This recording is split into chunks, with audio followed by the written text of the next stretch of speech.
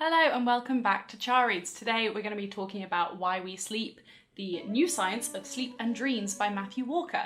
This is from the Penguin Science and Health series and it came out in 2017. This book covers the whole gamut of sleep-related content. What sleep is, the history of sleep studies and how we kind of discovered the phases of sleep, sleep in other animals, why we dream, things that affect sleep quality like drugs and caffeine, and obviously just how to improve your sleep habits. It's basically a dude being like, please take sleep more seriously, both as like an individual and on like a global scale as like an economic factor. This was one of those non-fiction books where I feel like I kind of already knew all of it. There were very few things that shocked me.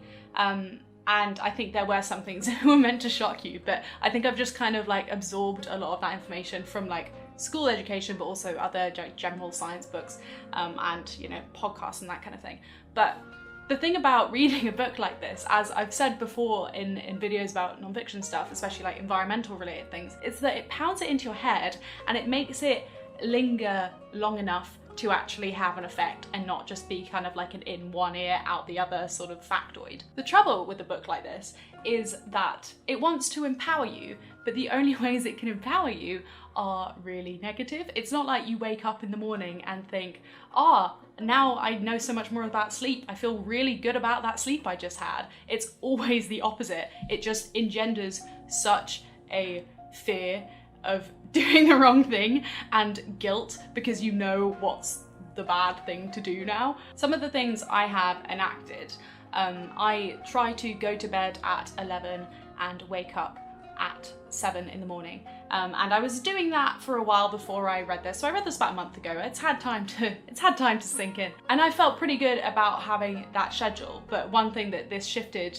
for me is that there's no point in having a weekday schedule and then it just going to pot on the weekends and you sleeping in loads on the weekends to make up for the other days, because then it shifts your rhythm and then you're going to have a really difficult time like getting to sleep on Sunday night and waking up on Monday morning. Definitely that's a habit that's a lot easier to sustain when it's very difficult to have a social life that keeps you up late at night on the weekends, but I'm really enjoying that rhythm in my life at the moment. It has really put fear into me about the effects of caffeine and alcohol.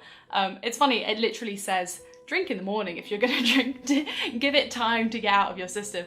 And now, like, if I, you know, when you're just like, shall I have that extra one drink? And usually it's like, oh, why not? Now I'm just so, like, it's ruined the last drink for me. I can never have a last drink. With all of those kind of things, like having a last drink or what time to go to bed and how much sleep to get, I know the right thing and I've been a bit bad, but now I have to tell myself that I'm being really bad. It particularly upset me when he said that decaf tea it's not got no caffeine in it, it has about 1/5 of the caffeine in it. And I was like, I know that decaf has like not nothing, but you know, 1/5 isn't very much. And after like 4 p.m, I will only drink decaf. But still, if you're having 6 cups of decaf, that's the same as having a full cup of caffeinated tea. And he's just like, any amount is really, really bad for your sleep. And because you're so aware of it, you wake up and think, I slept badly because of that alcohol, not just like, I slept badly, who knows? And yeah, it lingers in the brain a lot more. It infects you. But like, it's all for our own good, right? It's not like he's striking fear and guilt into me against my best interests. But I think, yeah, when things start going again and I can like go out on the weekends and have some fun, I'm just gonna feel really naughty about going to bed late and drinking before sleeping. And it's, yeah. 2 more tiny things. One thing you were saying about your like daily circadian rhythms, during your kind of adolescence, they shift forward like literally 2 hours. So I was one of those like teenagers that could survive off like 5 hours sleep. But he really makes a point for why do we start schools earlier and earlier in the morning? Because literally like teenage bodies will want to go to sleep 2 hours later and wake up 2 hours later, and that's the way they should, and they will naturally regress in their 20s.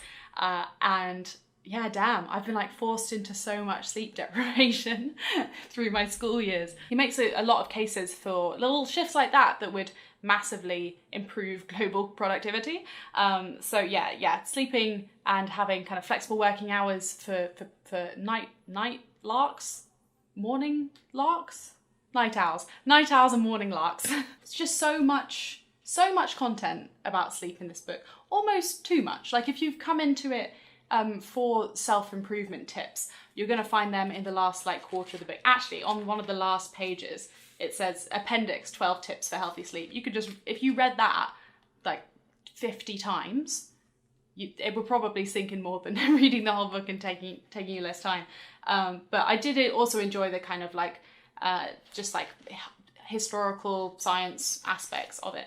I love reading. Love reading about science. Science is so interesting. I feel so enriched when I read about science. If you have read this book, let me know what you liked about it. Has it slightly ruined your life as well as it's ruined mine? And yeah, let me know if you want to read this based on this review. I will see you in the comments down below, and I'll see you in another video soon. Bye.